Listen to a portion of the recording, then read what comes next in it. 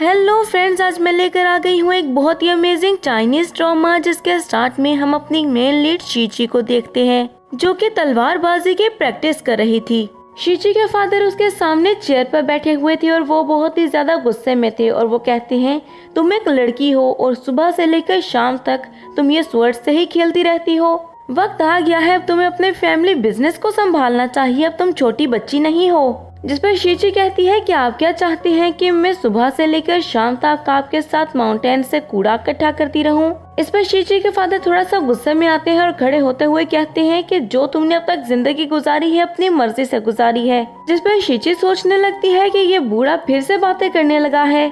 तभी शीची के father clapping करते हैं और वहाँ पर डायरेक्टर वैंग आ जाते हैं, जिसको देखकर शीची कहती है ये तो डायरेक्टर वैंग है ना हॉस्पिटल से। और डायरेक्टर वैंग वहाँ पर आकर बताते हैं कि मिस, जिस पर शीची कहती है मैं मिस।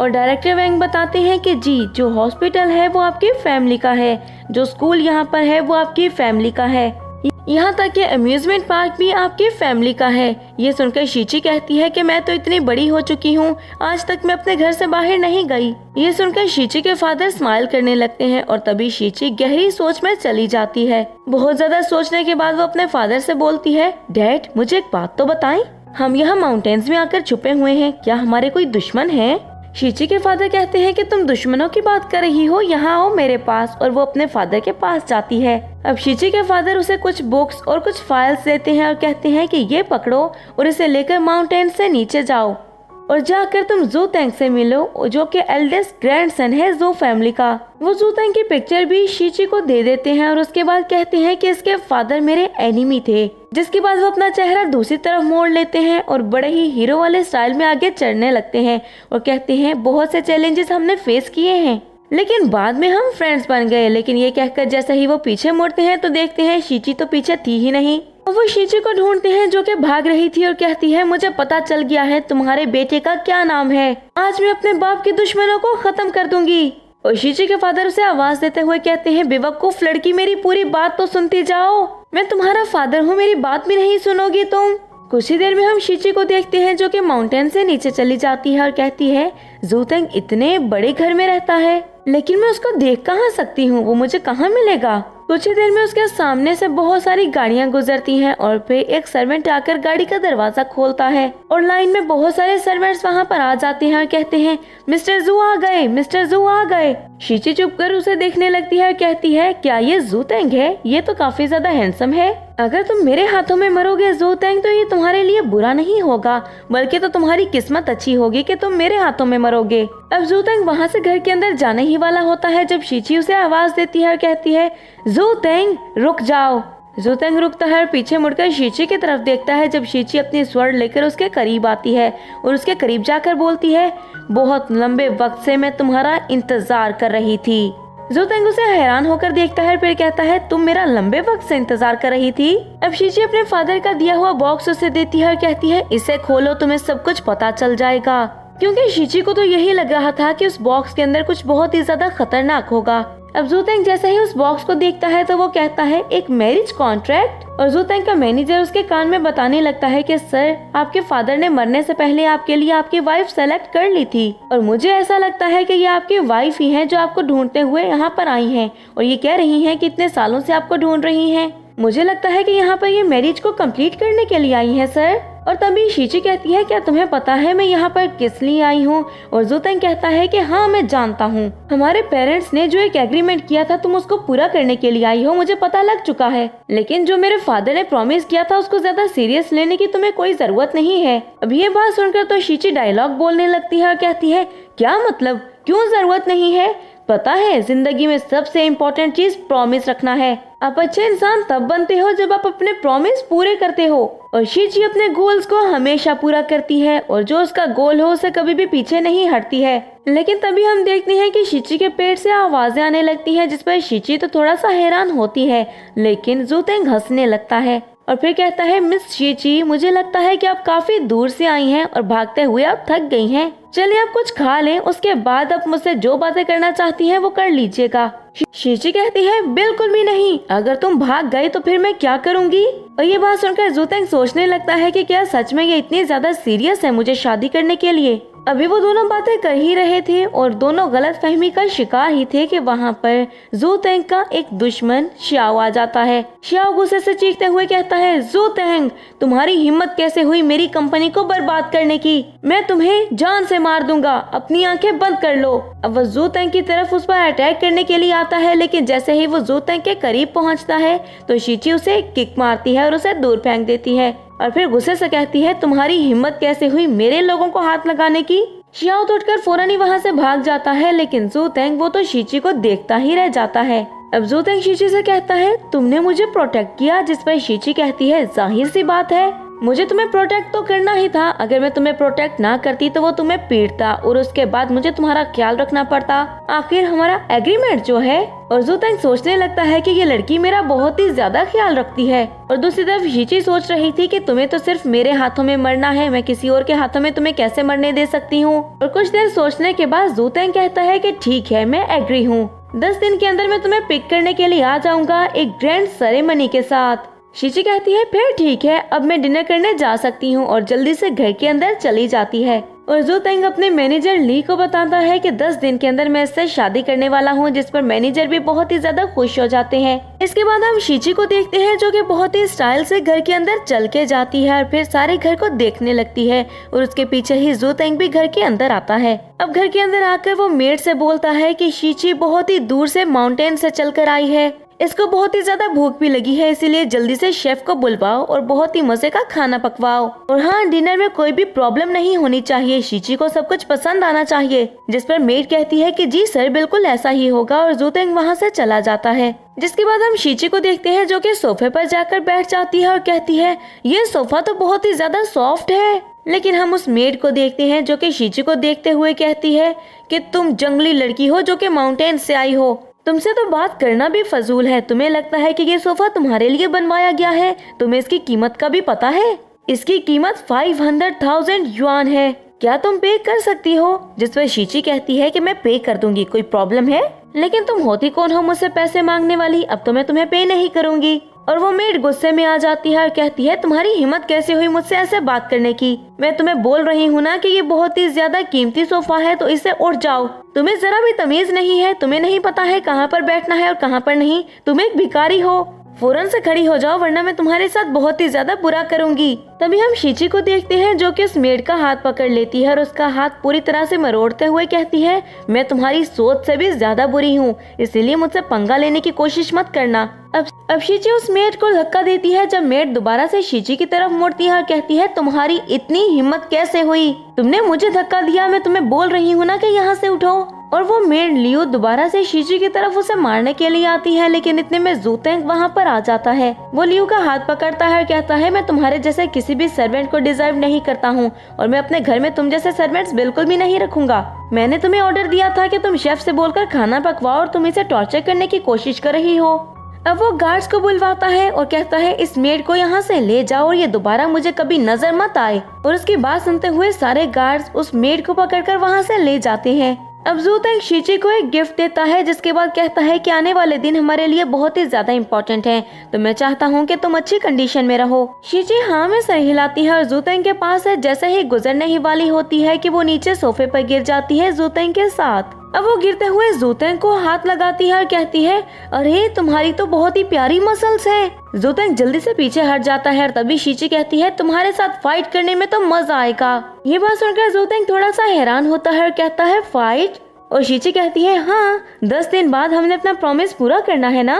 और ये बात सुनकर जू तेंग कुछ चोरी समझ जाता है और शर्माते हुए वहाँ से भाग जाता है। और शीची कहती है, इसे क्या हो गया? 10 दिन बाद हम मैरिज सेरेमनी का सीन देखते हैं, जहाँ पर जू तेंग शीची का वेट कर रहा था। तभी शीची अपनी स्वर्ण लेकर भागते हुए उसके करीब आती है और अपनी स्वर्ण उसके गले पर रख देती है। तो जू तेंग कहता है, शीची ये तुम क्या कर रही हो? गार्ड्स जो के भागते हुए उसके करीब आते हैं। जू तेंग उनको दूर भेज देता है और फिर कहता है, मुझे बताओ ये हो क्या रहा है? शीची कहती है, क्या होना है, मैं यहाँ पर तुम्हारी जान लेने के लिए आई हूँ और तुम्हें मार कर ही जाऊंगी। यही तो प्रॉमिस था ना? जिस पर जू तेंग उसे मैरिज कॉन्ट्रैक्ट दिखाते हुए कहता है, कौन सा प्रॉमिस? शीची गौर से उस कॉन्ट्रैक्ट को पढ़ने लगती है और कहती है, इस बूढ़े आदमी ने मुझे बताया क्यों नहीं था कि मुझे यहाँ पर किस लिए भेज रहा है। अब वो हंसते हुए ज़ूतेंग से बोलती है, मुझे मिसअंडरस्टैंडिंग हो गई थी, लेकिन कोई बात नहीं, मैं जा रही हूँ। ज़ूतेंग उसके करीब आता है और कहता है, मैं तुमसे शादी करना चाहता हूँ और तुम मुझे मारना चाहती हो। जिस पर वो हंसते हुए कहती है, कोई बात नहीं, तुम शादी करो, मैं तुम्हें कॉन्ग्रेचुलेट कर देती हूँ और मैं जाती हूँ। ये कहकर शीची वहाँ से भाग जाती है। अब शीची भागते हुए एक जगह पर आकर बैठ जाती है और कहती है, शुक्र है मैं वहाँ से तो भाग आई, लेकिन अब मैं जाऊंगी कहाँ। तभी उसे एक फॉर्म मिलता है और उसे पता चलता है कि एक जगह पर वर्क प्लेस पर किसी की नीड है और शीची कहती है, यहाँ पर मैं एम्प्लॉय की जॉब कर सकती हूँ। हम ज़ूतेंग को देखते हैं जिसके पास मैनेजर आता है और कहता है, सर आपको क्या करना है। जिस पर ज़ूतेंग कहता है, मैं बहुत ही अच्छे से जानता हूँ कि अब मुझे क्या करना है। दूसरी तरफ हम शीची को देखते हैं जो कि वो कंपनी ज्वाइन कर लेती है, लेकिन वहाँ पर भी वो सो ही रही थी और वहाँ पर सेक्रेटरी आता है और कहता है, तुम लोग मुझे अपने काम की रिपोर्ट दोगे क्या। शीची उठते हुए कहती है, बिल्कुल मैं आपको रिपोर्ट दूंगी और अपनी फाइल उसको पकड़ाती है। जिस पर वो कहता है, ये क्या है, इस पर तो खाने की बातें लिखी हैं। और शीची कहती है, जाहिर सी बात है, दोपहर होने वाली है, खाने के बगैर काम कैसे होगा। ये सुनकर सेक्रेटरी को बहुत ज्यादा गुस्सा आता है और सेक्रेटरी कहता है, मैं तुम्हें फायर करता हूँ। अब शीची की नजर वहीं पर ज़ूतेंग पर पड़ती है और तभी सेक्रेटरी कहता है कि प्रेसिडेंट आ गए हैं। शीची अपने चेहरे को छुपाने लगती है और जैसे ही वहाँ पर ज़ूतेंग आता है तो उसको देखकर सेक्रेटरी कहता है, ये बिल्कुल भी काम नहीं कर रही थी तो मैंने इसको फायर कर दिया है सर। और ज़ूतेंग हंसते हुए कहता है, तुम बहुत ज्यादा हार्डवर्क करते हो, लेकिन सिर्फ उन 2 घंटों में जब मैं आता हूँ। ये सुनकर सारे एम्प्लॉयज हंसने लगते हैं और ज़ूतेंग कहता है, शीची मेरे साथ ऑफिस में आओ। शीची सेक्रेटरी को चिढ़ाते हुए वहाँ से चली जाती है और सेक्रेटरी कहता है, तुम रुको, मेरा इंतजार करो। जिसके बाद हम ज़ूतेंग को देखते हैं जो कि कहता है कि शीची मैं तुम्हें काफी टाइम से ढूंढ रहा हूँ, लेकिन जब मुझे पता चला तुम यहाँ पर काम कर रही हो तो मैंने इस कंपनी को ही खरीद लिया। इसके बाद वो शीची को अपनी कंपनीज के बारे में बताने लगता है, लेकिन शीची को इसमें कोई भी इंटरेस्ट नहीं था। वो कहती है, अगर ये सब तुम करते रहे तो मेरे हाथों से मर जाओगे। और ये कहकर शीची वहाँ से चली जाती है। जब ज़ूतेंग का फ्रेंड वहाँ पर आता है कहता है, मुझे लगता है उसे तुम में जरा भी इंटरेस्ट नहीं है। और ज़ूतेंग कहता है, कोई बात नहीं, जब तक मैं कंपनी में हूँ तो मैं उसको इंटरेस्ट क्रिएट कर दूंगा, उसकी किस्मत में मेरी वाइफ बनना लिखा है। अब शीची के पास सेक्रेटरी आता है जो कि उसे बहुत ज्यादा काम दे देता है और कहता है कि मेरे पास इतना टाइम नहीं है, इसीलिए मिस्टर ज़ैंग से मिलने के लिए तुम जाओगी। शीची कहती है कि ठीक है मैं जाती हूँ और वो मिस्टर ज़ैंग के पास जाती है। जब मिस्टर ज़ैंग कहते हैं कि मुझे पहले ही बैक पेन है और इन्होंने न्यू कमर को भेज दिया है। सेक्रेटरी जैसे ही शीची के पीछे जाता है तो वो देखता है कि वो मिस्टर ज़ैंग को पीट रही थी। वो भागते हुए ज़ूतेंग के पास जाता है, कहता है, शीची तो मिस्टर ज़ैंग को मार देगी। ज़ूतेंग भागते हुए वहाँ पर आता है और शीची को रोकता है, जिस पर शीची कहती है, मैंने क्या किया। और मिस्टर ज़ैंग कहते हैं, आपकी ये न्यू एम्प्लॉय बहुत ही ज्यादा अच्छी है, इसको तो मसाज भी आती है, मेरा बैक पेन बिल्कुल ठीक हो गया। अब मिस्टर ज़ैंग बहुत ही ज्यादा खुश होते हैं, जिसके बाद वो ज़ूतेंग से कहते हैं कि मैं तुम्हारे साथ कॉन्ट्रैक्ट साइन करने के लिए रेडी हूँ। अब ज़ूतेंग बहुत ज्यादा खुश होता है, जिसके बाद वो शीची से कहता है कि ये बात तो साबित हो गई है कि तुम मेरी फिक्र तो करती हो। जिस पर शीची कहती है कि ज्यादा उछलने की जरूरत नहीं है और वहाँ से चली जाती है। और शाम में उन दोनों को हम एक बैंक्वेट पर देखते हैं जहाँ पर शीची मिस ज़ैंग से मिलती है और मिस ज़ैंग उसे देखकर बहुत ही ज्यादा खुश थी। वो शीची की बहुत ही ज्यादा तारीफ करती हैं और फिर वहाँ से चली जाती हैं। और कुछ देर के बाद ही वहाँ पर सेक्रेटरी आता है। सेक्रेटरी भी शीची को ड्रिंक देता है और कहता है कि मैंने तुम्हें ऑफेंड किया था ना, लेकिन तुम तो बहुत ही ज्यादा सिंसियर हो, तो मैं तुमसे अपोलोजाइज करना चाहता हूँ। शीची कहती है कि मैं वाइन नहीं पीती हूँ, जिस पर वी कहता है कि ये वाइन नहीं है, ये तो ड्रिंक है, तुम इसको पी सकती हो। अब शीची उस ड्रिंक को पी लेती है, लेकिन कुछ ही देर में उसे चक्कर आने लगते हैं। वो कहती है, वी तुम्हारी हिम्मत कैसे हुई ऐसा करने की। लेकिन इससे पहले कि वो कुछ कर पाती वो बेहोश हो जाती है और नीचे जमीन पर गिर जाती है। नेक्स्ट सीन में हम शीची को देखते हैं जो कि एक रूम में थी और वो मिस्टर ज़ैंग के साथ थी और मिस्टर ज़ैंग भी सो रहे थे, या फिर शायद वो बेहोश थे। और वी उनकी पिक्चर्स लेते हुए कहता है कि जैसे ही ये पिक्चर्स इनकी वाइफ देखेंगी तो तुम तो मारी जाओगी शीची। इतने में हम देखते हैं कि शीची अपनी आंखें खोलती है और कहती है, तुम्हारी हिम्मत कैसे हुई मेरे साथ ऐसा करने की। और इतनी जोर से वो वी को मुक्का मारती है कि उसका दांत ही टूट जाता है। अब शीची वहाँ से खड़ी होती है और उसकी तरफ आने ही वाली होती है कि फिर से बेहोश होकर गिर जाती है। लेकिन तब तक ज़ूतेंग भागता हुआ वहाँ पर आ जाता है, कहता है, शीची क्या तुम ठीक हो। अब वी कहता है, ज़ूतेंग बिल्कुल टाइम से आए हैं, देखेंगे कितनी घटिया लड़की है, इसका असली चेहरा आपके सामने आ गया है ना। और ये देखें, जब मैंने इसको पकड़ लिया तो इसने मेरा दांत भी तोड़ दिया। ज़ूतेंग उसकी तरफ पहले सीरियस होकर देखता है और उसके बाद गार्ड्स को बुलाते हुए उसे पकड़वा देता है। तो तभी वी कहता है, सर मैंने क्या किया है। ज़ूतेंग कहता है कि मेरी वाइफ को तुम यहाँ पर लेकर आए हो, सर्विलेंस कैमरा में सब कुछ रिकॉर्ड हो चुका है, मैंने सब कुछ देख लिया है और अपनी वाइफ को ढूंढता हुआ यहाँ पर आया हूँ। जिस पर वी शॉक होते हुए कहता है, ये आपकी वाइफ है। अब वो रोने लगता है और कहता है प्लीज मुझे माफ कर दे, मैं आपको एक्सप्लेन करता हूँ। जिस पर जू तेंग कहता है कि अब तो पुलिस को जाकर एक्सप्लेन करना, और वहाँ से गार्ड्स उसको लेकर चले जाते हैं। वी के जाने के बाद जू तेंग शीची के करीब आता है और उसे गोद में उठाते हुए कहता है कि घर चलने का टाइम हो गया है, और उसे लेकर घर की तरफ जाने लगता है। जब शीची सोचती है कि मेरे फादर ने जो लड़का मेरे लिए सेलेक्ट किया है वो वैसे अच्छा है। अब शीची जू तेंग से शादी के लिए रेडी हो जाती है और नेक्स्ट सीन में उन्हें अपने घर पर देखते हैं जब वो एक साथ बैठे बातें कर रहे थे। वो जू तेंग से कहती है कि तुम मेरे लिए क्या लोगे, कोई विला या फिर प्राइवेट जेट? जू तेंग कहता है जो तुम मांगोगी मैं तुम्हारे लिए ले आऊंगा, मेरे पास पैसे की कमी थोड़ी है। जिस पर शीची कहती है कि मेरे फादर ने मुझे 100 बिलियन दिए थे जो कि मैंने सारे खत्म कर दिए हैं। और जू तेंग ये देखकर हैरान होता है, कहता है लगता है मैंने तुम्हें गलत समझ लिया था। और शीची हंसते हुए कहती है कोई बात नहीं, जब तक तुम मेरे साथ हो तो पैसे की क्या बात है, वो तो आने जाने वाली चीज है, तुम मुझे दोगे और मैं खर्च करती रहूंगी।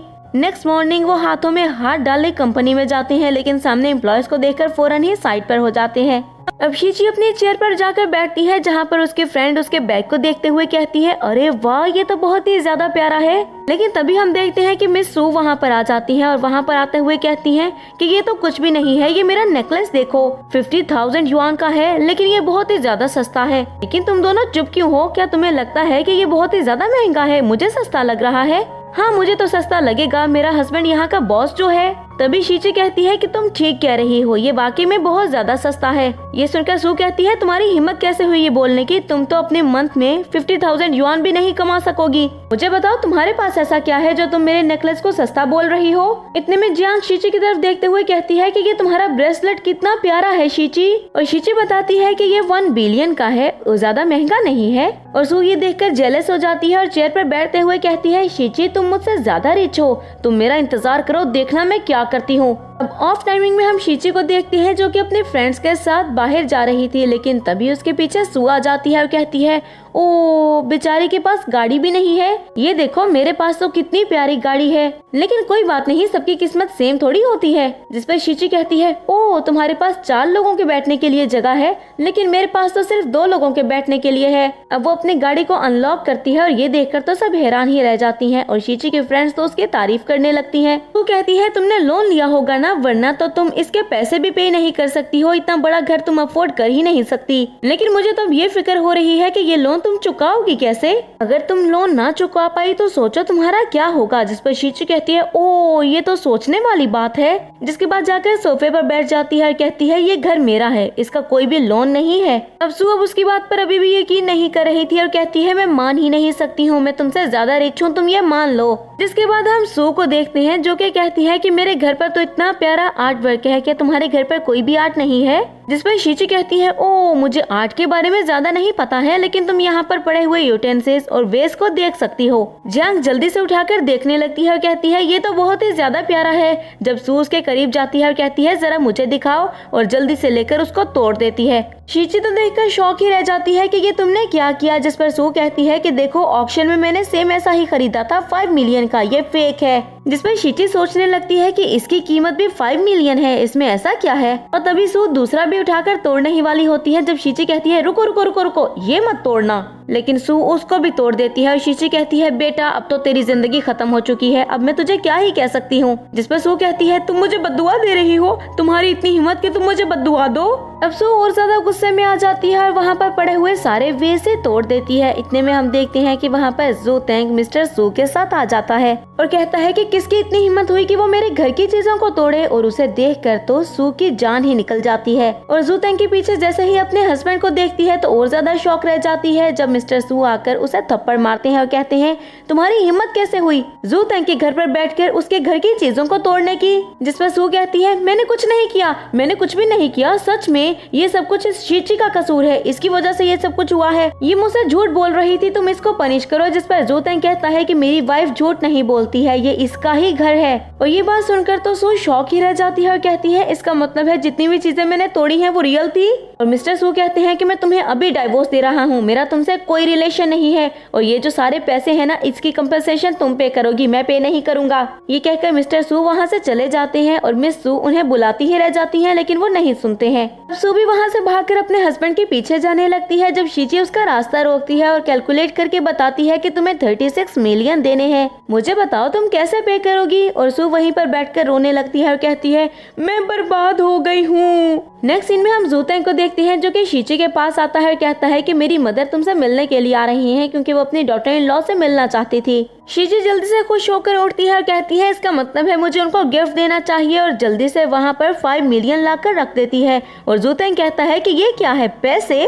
शीची कहती है हाँ, मेरे फादर कहते हैं कि अगर तुम्हारी माँ मुझे लाइक ना करती ना तो मैं उसको पैसों से जीत लेता था और पैसे देखकर वो खुश हो जाती थी, तो अगर तुम्हारी मॉम मुझे पसंद नहीं करेंगी तो मैं भी उनको पैसे दे दूंगी। आखिर मैं अपने इतने प्यारे हस्बैंड को थोड़ी छोड़ूंगी, मेरा हस्बैंड तो इतना ज्यादा हैंडसम है। जिस पर जूतेंग कहता है तुम्हारे फादर बहुत ही अच्छी बातें करते हैं, क्यों ना हम उन्हें माउंटेन से ले आए। जिस पर शीची कहती है नहीं नहीं नहीं नहीं, उन्हें माउंटेन्स पर ही रहने दो। नेक्स्ट सीन में हम जूतेंग को देखते हैं जो कि शीची को लेकर अपनी मॉम से मिलवाने के लिए लेकर जाता है। वहाँ पर उसकी मॉम के अलावा उनके फ्रेंड्स भी बैठी हुई थी, लेकिन आंट वू को शीची बिल्कुल भी पसंद नहीं आती है, जबकि जूतेंग की मदर को तो शीची बहुत ही ज्यादा पसंद आती है। कुछ देर में जूतेंग को एक कॉल आती है और वो कॉल अटेंड करने के लिए रूम से बाहर चला जाता है। जब जूतेंग की मदर कहती है कि बेटा तुम बहुत प्यारी हो और तुम ही मेरी बहू बनना डिजर्व करती थी। जब आंट वो कहती है कि इसकी किस्मत अच्छी थी कि इसके फादर ने इसका रिश्ता पहले से पक्का कर दिया था, वरना इसकी शक्ल देखो, इसको तो जरा भी ड्रेसिंग सेंस नहीं है। आंट जू कहती हैं आपका दिमाग खराब हो गया है क्या? इसने एक डिजाइनर ड्रेस पहना हुआ है और आप कह रही हैं कि इसको ड्रेसिंग सेंस नहीं है। शीची तो ये सुनकर खुश हो जाती है और कहती है मम्मा आपने मुझ पर नजर रखी हुई है, आप बहुत अच्छे काम कर रही हैं। जबकि आंट वो कहती हैं डिजाइनर ड्रेस, इसका मतलब है कि ये जू फैमिली का पैसा बर्बाद कर रही है।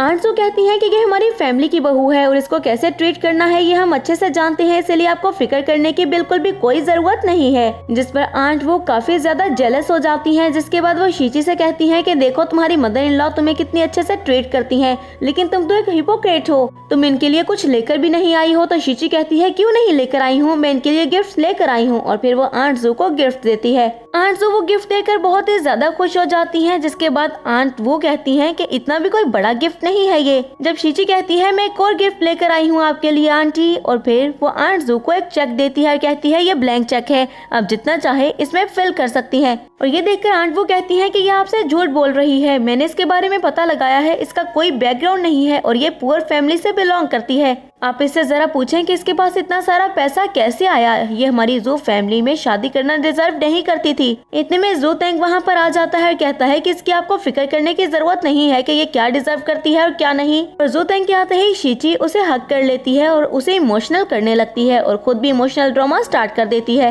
अब जूतेंग जैसे ही आंट वो की तरफ गुस्से से देखता है तो आंट वो कहती है कि मैं तो जू फैमिली की फिक्र ही कर रही थी। जिस पर जूतेंग कहता है कि आपको हमारी फैमिली की फिक्र करने की जरूरत नहीं है, निकले यहाँ से। ये बात सुनकर तो आंट वो गुस्से में आ जाती हैं और कहती हैं कि तुम्हारी हिम्मत कैसी हुई मुझे यहाँ से ऐसे निकालने की। जू फैमिली ने इतने साल मेहनत की है और इस लड़की की वजह से वो सारी मेहनत बर्बाद हो जाएगी और जू फैमिली एक दिन खत्म हो जाएगी। लेकिन हमारी सालों की मेहनत रंग लाने वाली है क्योंकि हम लॉबिन के साथ बहुत जल्दी एक कॉन्ट्रैक्ट साइन करने वाले हैं। ये बात सुनकर तो शीची हैरान ही रह जाती है जब शीची के फादर वहाँ पर आते हैं और कहते हैं किसने कहा कि मैं आपके साथ कॉन्ट्रैक्ट साइन करने वाला हूँ। और अपने फादर को देखकर शीची खड़ी होती है और कहती है फादर आप यहाँ पर, आपने मुझे बताया भी नहीं कि आप आने वाले हैं। शीची के फादर को देखकर जूतेंग उनको वेलकम करता है और तभी वो कहते हैं कि नहीं मैं तो बस पास से गुजर रहा था तो मैंने सोचा कि तुम सबसे मिलता चलूं। और आंट वो उनको देखकर उनका मजाक उड़ाने लगती है और कहती हैं कि ये है शीची के पुअर फादर। जिस पर वो बताते हैं कि मैं वही लॉबिन हूँ जिसके साथ बहुत से लोग कॉन्ट्रैक्ट करने के लिए मरते हैं। और ये बात सुनकर तो आंट वो हंसने लगती है।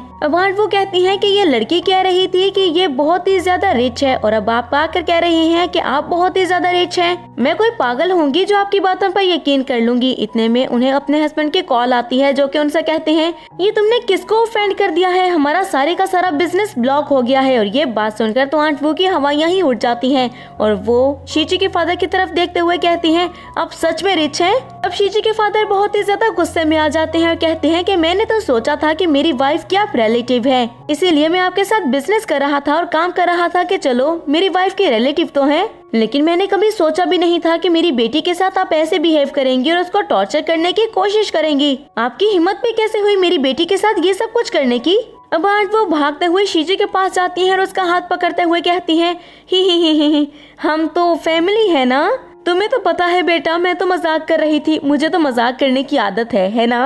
अब वो बहुत ज्यादा रिक्वेस्ट करने लगती है और शीची से कहती है कि प्लीज अपने फादर को मना लो, मैं तुमसे भीख मांगती हूँ। अपने फादर को कहो कि मुझ पर गुस्सा नहीं करें वरना मैं बर्बाद हो जाऊंगी। इस पर शीची हंसते हुए कहती है, अब आपको पता चला कि कौन किसके सामने रो रहा है और भीख मांग रहा है। शीची जल्दी से अपना हाथ हटा लेती है और गार्ड्स को कहती है कि इनको यहाँ से ले जाओ, मुझे इनकी कोई जरूरत नहीं है। शीची के फादर विक्ट्री का निशान बनाते हैं जिसको देखकर शीची हंसने लगती है और फिर जू तेंग को वो हक कर लेती है। नेक्स्ट मॉर्निंग हम ऑफिस में देखते हैं जब एक न्यू एम्प्लॉय आती है जिसका नाम एलिस था और वो सबको बताती है कि मैं अब्रॉड से आई हूँ, तुम सबकी न्यू सुपरवाइजर हूँ। हम शिंची को देखते हैं जो कि उसके सामने बड़े मजे से बैठी खाना खा रही थी। जब एलिस उसको देखती है और कहती है, क्या मैं तुमसे चाइनीज में बात कर सकती हूँ, क्योंकि मुझे लगता है कि तुम्हें इंग्लिश समझ में नहीं आएगी। बात सुनकर तो शीची को बहुत ज्यादा गुस्सा आ जाता है। वो कहती है, क्या तुम मुझसे चाइनीज में बात करोगी क्योंकि मुझे इंग्लिश समझ में नहीं आएगी? तुम्हें चाइनीज आती है क्या? तुम किस तरह की लड़की हो जो अपनी कंट्री, अपनी मदर लैंग्वेज को ही बुरा समझ रही है? जब एलिस कहती है कि तुम्हारी कंट्री की वो क्वालिटी नहीं है जो कि अब्रॉड की है और मैं अब्रॉड से पढ़कर आई हूँ, आखिर हम इस कंट्री को अब्रॉड से कंपेयर थोड़ी कर सकते हैं। जिस पर शीची को और ज्यादा गुस्सा आ जाता है। शीची कहती है, शक्ल देखी है अपनी तुमने? क्वालिटी तुम्हारी लो है, मेरे कंट्री की नहीं। और अगर इतना ही घमंड था तुम्हें अब्रॉड रहने पर तो वहीं रहती ना, यहाँ क्यों आई हो पैसा बनाने के लिए? दफा हो जाओ यहाँ से। तुम यहाँ पर खड़ी होकर आखिर प्रिटेंड क्या करना चाहती हो? शीची उसे इतनी ज्यादा बातें सुनाती है कि एलिस भी चुप नहीं रह पाती है। जिसके बाद एलिस कहती है कि मैं यहाँ पर बॉस हूँ और शीची कहती है, मैं बॉस की वाइफ हूँ। एलिस कहती है, क्या नाम है तुम्हारे हस्बैंड का? जिस पर वो बताती है कि मेरे हस्बैंड का नाम जू तेंग है और मैं चाहूँ तो खड़े खड़े तुम्हें यहाँ पर फायर कर सकती हूँ, समझी? एलिस को गुस्सा आता है, कहती है कि मैं यहाँ पर बॉस और मैं तुम्हें फायर करती हूँ। लेकिन तभी वहाँ पर जू तेंग आ जाता है और वो कोल्ड वॉइस में कहता है, क्या हो रहा है यहाँ पर? एलिस स्माइल करते हुए पीछे मुड़ती है और कहती है कि सर, मेरा नाम एलिस है और मैं यहाँ पर सुपरवाइजर हूँ और मैं तो बस कंपनी को सिखा रही थी कि इंग्लिश कैसे बोलते हैं ताकि हमारी कंपनी इंटरनेशनल बन जाए।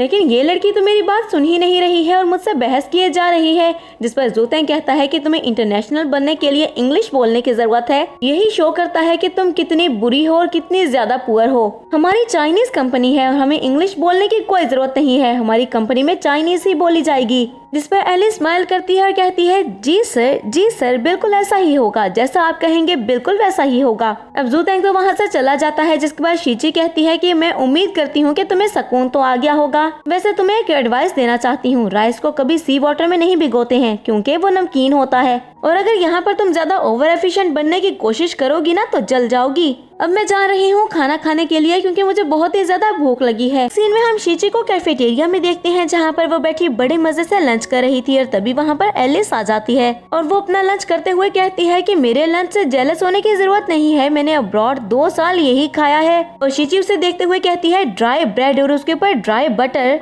इसे खाने से बेहतर है कि मैं पानी पीकर गुजारा कर लूं लेकिन ये कभी ना खाऊं। जिस पर एलिस कहती है कि मुझे पानी पीने की जरूरत नहीं है और बड़े मजे से वो ब्रेड खाने लगती है लेकिन उसके गले में अटक जाती है। अब वो पानी का ग्लास उठाने ही वाली होती है कि शीची जल्दी से उठा लेती है और कहती है, ना बेटा, ये वाटर तो चाइना का है और चाइना का वाटर अब्रॉड से आए लोगों के लिए बिल्कुल भी नहीं है जिन्हें अब्रॉड की इतनी सारी चीजें पसंद हो।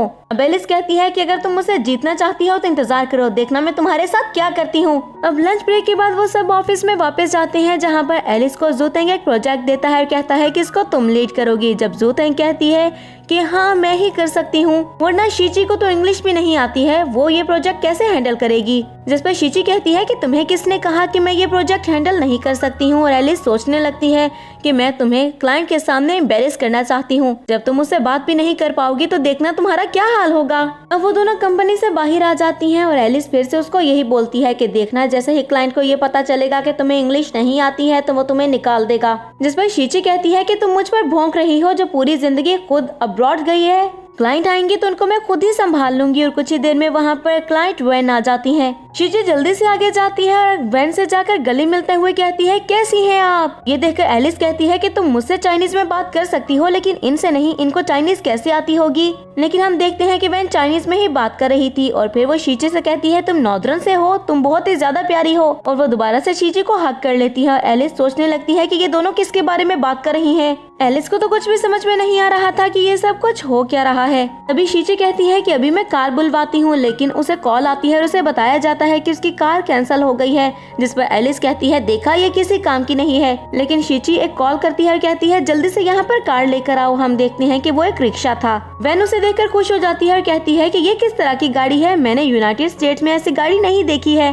और एलिस शीची को देखकर कहती है तुम्हारा दिमाग खराब हो गया है क्या, तुम मिस वैन को कंपनी ऐसे ही लेकर जाओगे। जिस पर ना तो शीची सुनती है और ना ही मिस वैन। और फिर हम जू तेंग को देखते हैं जो कि मिस वैन का इंतजार कर रहा था, लेकिन जैसे ही उनको रिक्शे में बैठे हुए देखता है तो उसकी तो हवाइयाँ ही छूट जाती हैं। लेकिन इससे ज्यादा वो शॉक हो जाता है कि शीची क्या क्या कर सकती है। लेकिन वो देख सकता था कि मिस वैन बहुत ही ज्यादा खुश हैं। जिसके बाद जैसे ही एलिस रिक्शे से उतरती है तो कहता है ये सब कुछ हो क्या रहा है। एलिस रोते हुए उसके पास आती है और कहती है देखिए जू तेंग, इसने क्या किया है, ये आपकी वाइफ है ना, इसीलिए आप इसके साइड लेते हैं। अगर ये कार बुक नहीं करवा सकती थी तो ये मुझे बता देती, मैं कार बुक करवा देती। देखिए अब क्लाइंट को भी कितना ज्यादा गुस्सा आ गया है। जिस पर वैन कहती है गुस्सा मुझे नहीं, मुझे तो बहुत ज्यादा मजा आया है। और फिर मिस वैन शीची से कहती है कि मैं ये कॉन्ट्रैक्ट साइन करूंगी और अपना मोबाइल पकड़ाते हुए कहती है कि जल्दी जल्दी इस कार में मेरी पिक्चर्स ले लो, मैं जाकर अपने फ्रेंड्स को दिखाऊंगी। और शीची जल्दी जल्दी उनकी पिक्चर्स लेने लगती है। और नेक्स्ट सीन में हम एलिस को देखते हैं जो कि उसके साथ ऑफिस के अंदर जा रही थी और शीची से कहती है कि इस बार तुम लकी थी इसीलिए तुम बच गई हो, लेकिन अगली बार तुम बिल्कुल भी नहीं बचोगी। जिस पर शीची कहती है अगली बार तक तुम यहाँ पर होगी तो ही मुझे छोड़ोगी ना, लेकिन तुम तो फायर होने वाली हो। जिस पर एलिस कहती है तुम मुझे फायर करोगी, मैं यहाँ की बॉस हूँ। और शीची कहती है ओ बॉस जी, मैं आपको एक बात बताऊँ, आपकी एजुकेशन फेक है और ये बात मुझे पता चल गई है। तुम कभी अब्रॉड गई ही नहीं थी, तुम बहुत बड़ी फेक लड़की हो।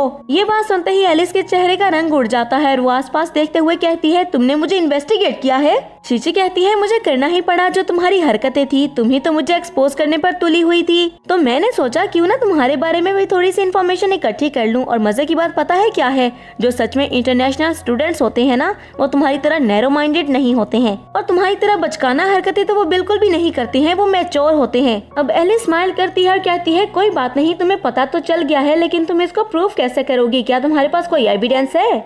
इतने में हम जू तेंग को देखते हैं जो कि असिस्टेंट के साथ वहाँ पर आता है और असिस्टेंट ने बहुत सारे सर्टिफिकेट्स उठाए हुए थे। और जू तेंग कहता है कि मैं उम्मीद करता हूँ कि ये सर्टिफिकेट्स काफी होंगे। और असिस्टेंट बताता है कि एलिस की वर्क प्लेस से हमें ये सारे सर्टिफिकेट्स मिले हैं। जिसके बाद शीची हंसते हुए कहती है अब्रॉड में तुम्हारा कितना पैसा लगा था, मैं 20 साल रही हूँ अब्रॉड में। जिसके बाद शीची जू तेंग की तरफ देखते हुए कहती है हस्बैंड हमें इसका क्या करना चाहिए। और एलिस कहती है कौन हस्बैंड। शीची कहती है आंखें हैं कि नहीं है, नजर आ रहा है ना, ये है मेरा हस्बैंड जू तेंग। अब एलिस बहुत ज्यादा घबरा जाती है, कहती है मिस्टर प्रेसिडेंट आप सीईओ है ना यहाँ के, मुझे माफ कर दे, मुझसे गलती हो गई, मुझे कुछ भी नहीं पता था। अगर मुझे पता होता कि ये आपकी वाइफ है तो मैं कभी भी इसको ऑफेंड न करती, प्लीज मुझे पुलिस स्टेशन मत भेजिएगा। जिस पर शीची कहती है ठीक है, मैं तुम्हें पुलिस स्टेशन नहीं भेजूंगी, लेकिन मैं तुम्हें एक पनिशमेंट देना चाहती हूँ। तो एलिस कहती है कैसी पनिशमेंट। शीची कहती है तुम्हें 10 साल के लिए व्हाइट पीपल का फूड खाना होगा। तो ये सुनकर एलिस कहती है नहीं, इतनी बुरी सजा नहीं। कुछ टाइम के बाद हम शीची को देखते हैं जो कि बहुत ही मजे से अपने घर से बाहर निकल रही थी, जब उसके फादर उसके सामने आ जाते हैं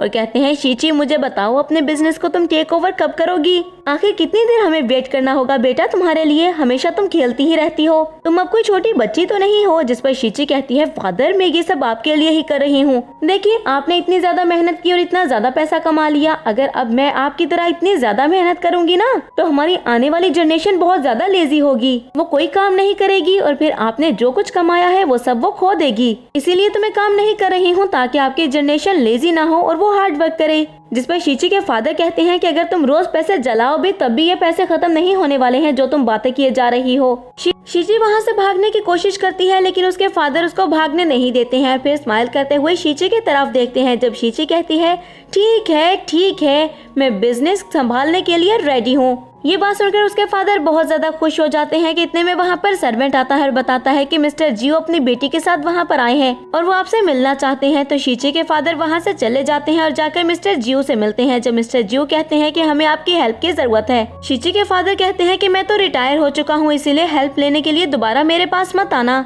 अभी शीची के फादर कुछ और बोलते इससे पहले ही मिस्टर जियो की बेटी कहती है ठीक है अंकल, फिर मैं आपका बिजनेस संभाल सकती हूँ, आप अपना बिजनेस मुझे हैंड ओवर कर दें, मुझे कोई प्रॉब्लम नहीं है, आप मुझे एक चांस दे सकते हैं और अगर आपकी जो भी जनरेशन इसको संभाल रही है आप उसे बोलें कि वो मुझे एक चांस दे दें।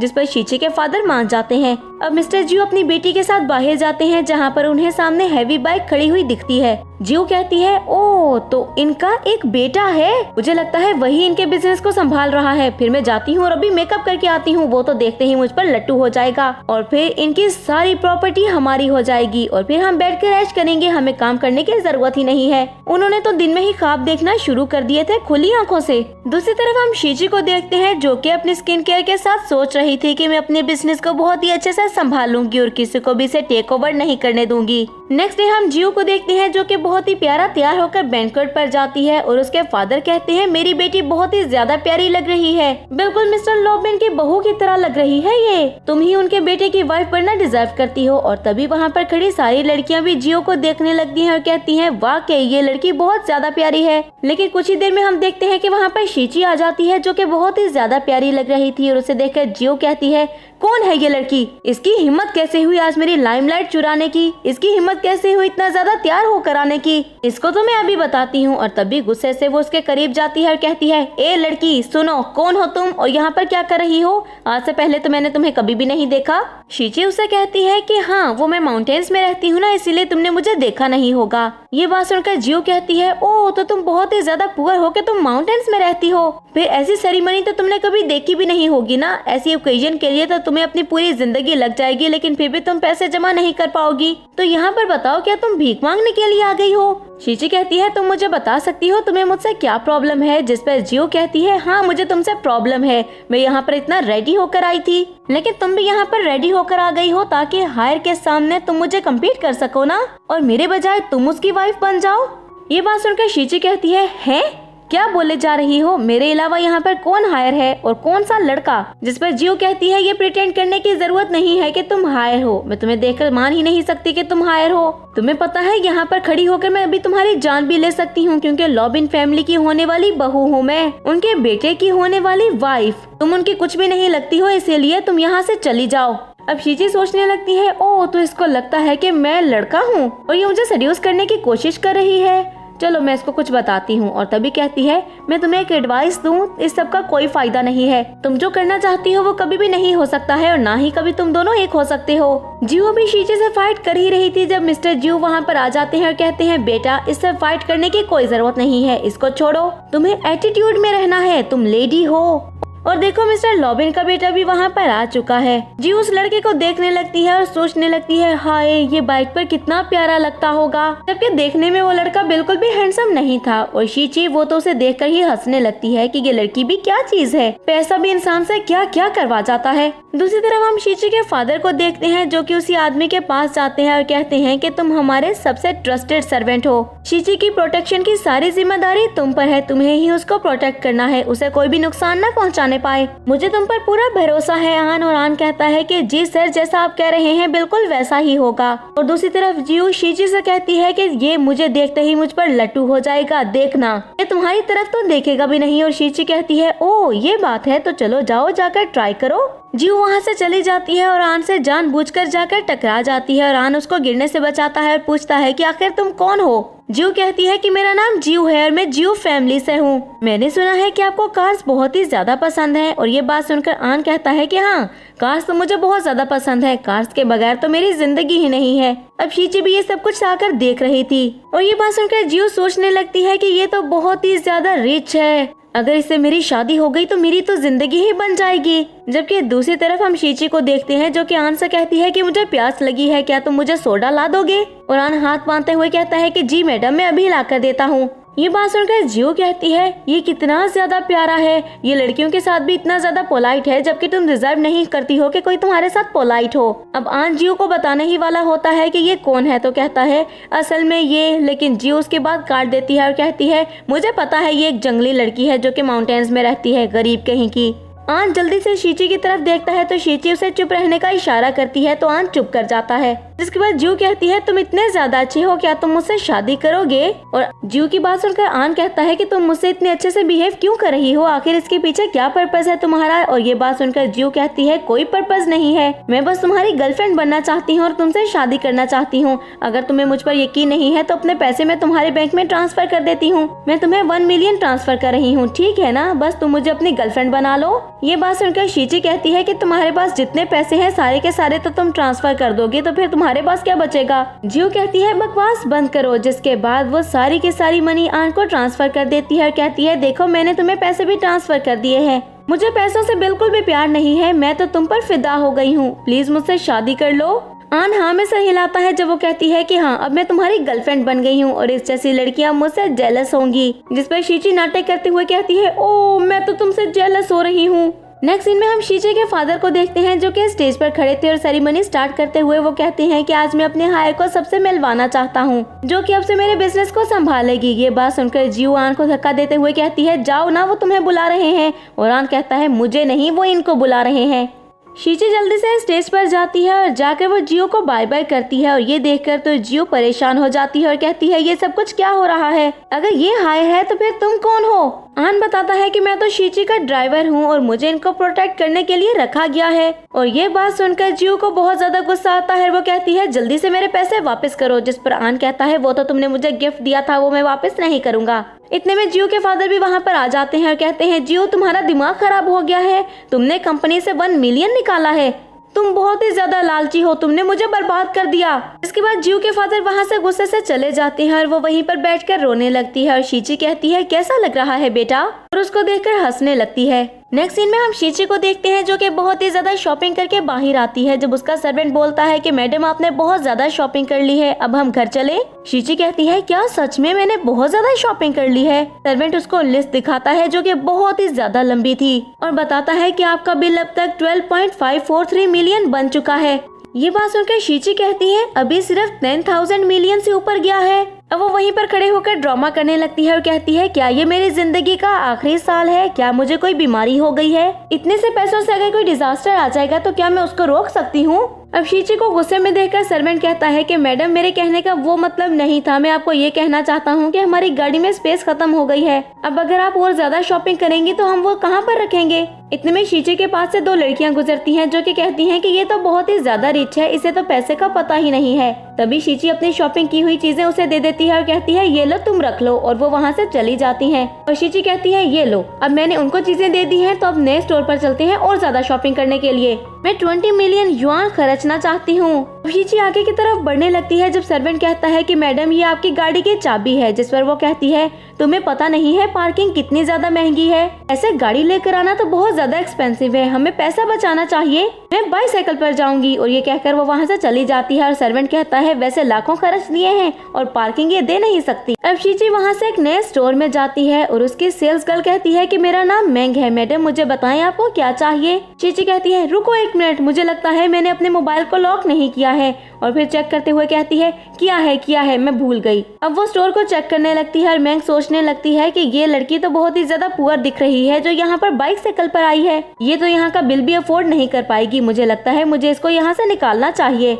शीची आगे जाती है और उसे एक जैकेट पसंद आती है और कहती है कि ये कितने की है, जब मैंग बताती है कि ये 48,888 युआन की है। शीची कहती है तो ये बहुत ज्यादा सस्ती, लेकिन उसके ऊपर लिखा है कि इसे हम पानी से नहीं धो सकते, इसे हम ड्राई क्लीन भी नहीं कर सकते, तो अगर ये गंदी हो जाएगी तो तब मैं क्या करूँगी।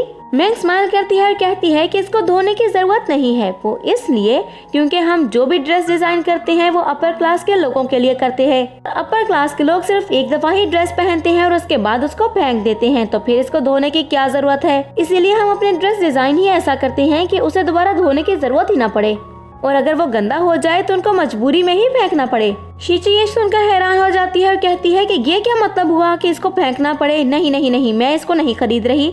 जिसके बाद शीची बैग्स के पास आ जाती है और कहती है कि ये कौन कौन से बैग्स हैं, मैं कोई बैग भी देखना चाहती हूँ। जब मैंग उसके करीब आती है और कहती है तुम्हें एक एडवाइस दूं क्या, बहुत ही अच्छी एडवाइस है, यहाँ पर तुम्हें कुछ भी नहीं मिलेगा, तुम रोड स्टॉल पर चली जाओ, तुम्हारे मुताबिक चीजें तुम्हें वहाँ पर मिल जाएंगी, क्योंकि हमारे स्टोर में तो सिर्फ अपर क्लास के लोगों के लिए ही चीजें हैं, तुम यहाँ की चीजों को अफोर्ड नहीं कर पाओगी, तो क्यों अपना और मेरा टाइम वेस्ट कर रही हो। तुम्हारे जैसे पुअर लोग ऐसे लग्जरी स्टोर पर जाना भी डिजर्व नहीं करते हैं। जिसके बाद वो शीची के हाथ से बैग पकड़कर वापस रख देती है और फिर शीची से कहती है कि जो बाइसाइकिल पर लोग आते हैं वो इतने ज्यादा पुअर होते हैं कि वो ऐसी चीजों को हाथ भी नहीं लगा सकते हैं, उनके हाथ लगाने से ये खराब हो जाती हैं। मैंने तुम्हारे जैसे बहुत सारे लोग देखे हैं जो कि यहाँ पर आकर अमीर होने का प्रिटेंड करते हैं। ये बात सुनकर शीची हंसने लगती है और कहती है तुम्हें पता है तुम्हारा फेस डंकी के फेस से ज्यादा बड़ा है। लेकिन मैंने तो सुना है आप कस्टमर की बहुत ज्यादा इज्जत करते हैं क्योंकि वो आपके लिए बिल्कुल गॉड की तरह होता है। और मैंग कहती है बिल्कुल करते हैं, लेकिन अगर उसके पास पैसा हो तो हम उसे बहुत ही अच्छे से ट्रीट करते हैं।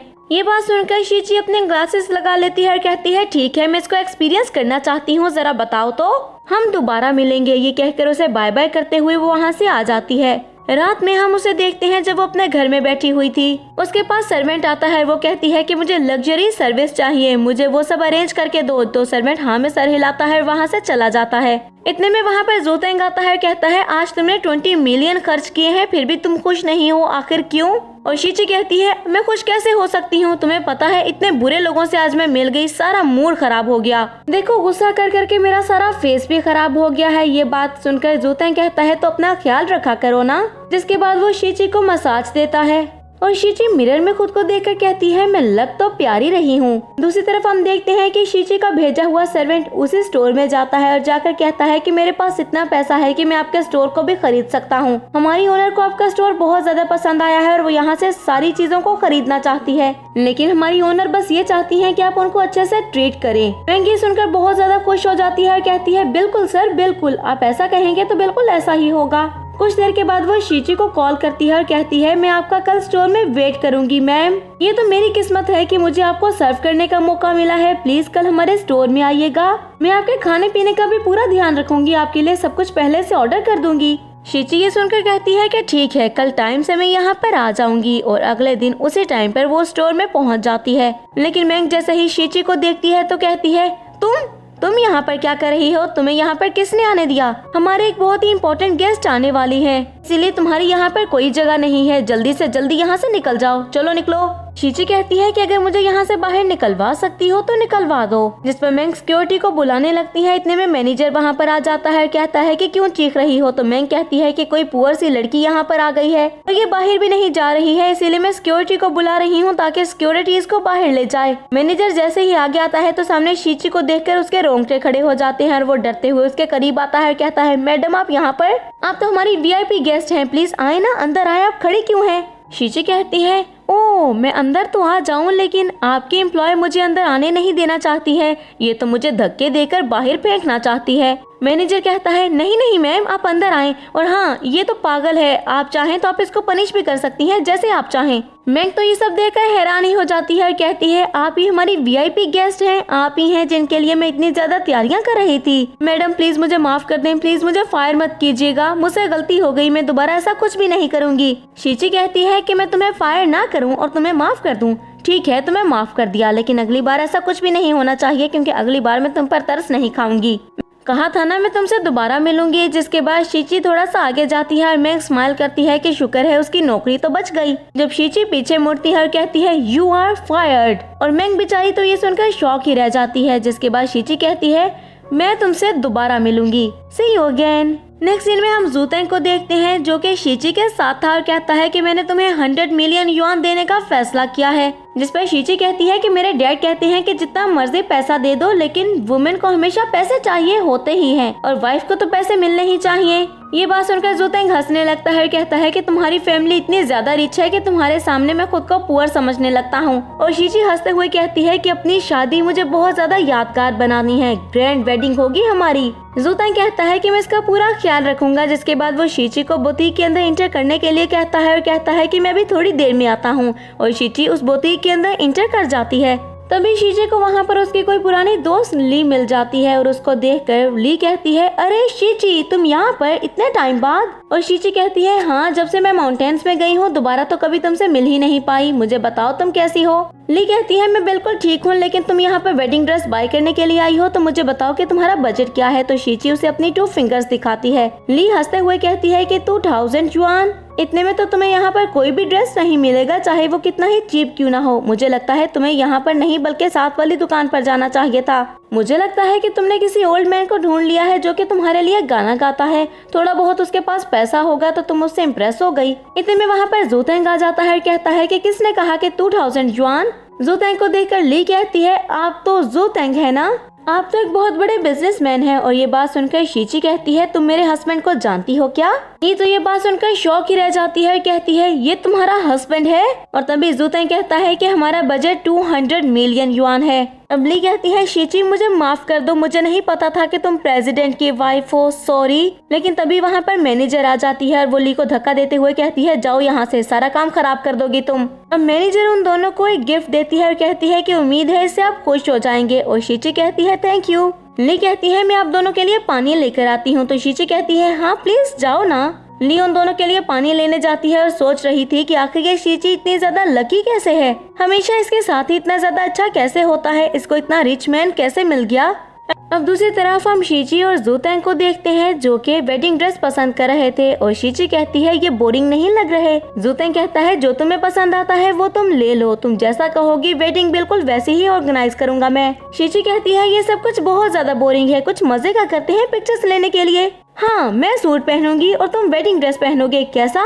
ये बात सुनकर ज़ूतेंग कहता है तुम्हारी कोई भी बात मान लूंगा, लेकिन ऐसी कोई भी बकवास मैं नहीं मानूंगा। क्या पागलों जैसी बातें किए जा रही हो, मैं वेडिंग ड्रेस पहनूंगा?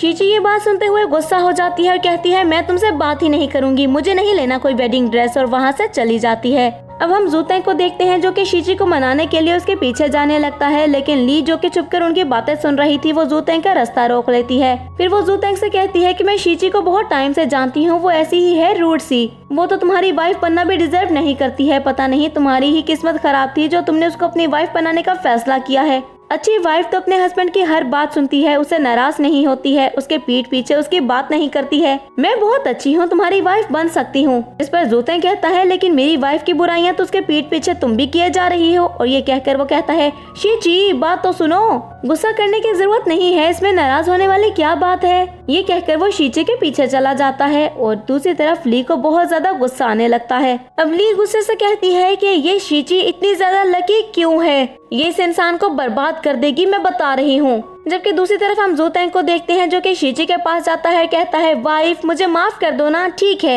ये देखो ये वेडिंग ड्रेस कैसा लग रहा है, मैं ये पहनूंगा, तुम्हारा आइडिया मुझे बहुत पसंद आया है। शीची जो कि नाराज होकर मुंह फुलाकर बैठी थी वो उठती है और कहती है ये वेडिंग ड्रेस तो अच्छा है, लेकिन जल्दी से पर्दा हटाते हुए कहती है मुझे ये सारे पसंद आए हैं, इनको ट्राई करो। वो सारे स्लीवलेस ड्रेस थे, और तभी वहाँ पर ली आती है और कहती है कि ये 2 मिलियन का एक ड्रेस है। ज़ूतेंग कहता है क्या, नहीं नहीं हमें ये नहीं चाहिए। और फिर वो शीची से कहता है कि मेरी बात सुनो, हमें इतने ज्यादा वेडिंग ड्रेस की क्या जरूरत है, एक वेडिंग ड्रेस से काम चल जाएगा ना। शीची कहती है तुम्हारा क्या मतलब है कि एक ड्रेस से काम चल जाएगा, शादी एक दिन होनी है ना, मैं रोज रोज थोड़ी शादी करूंगी जो रोज रोज ड्रेस ले लूंगी, तो इसीलिए एक ही बार में मैं इतने सारे ड्रेस ले रही हूँ।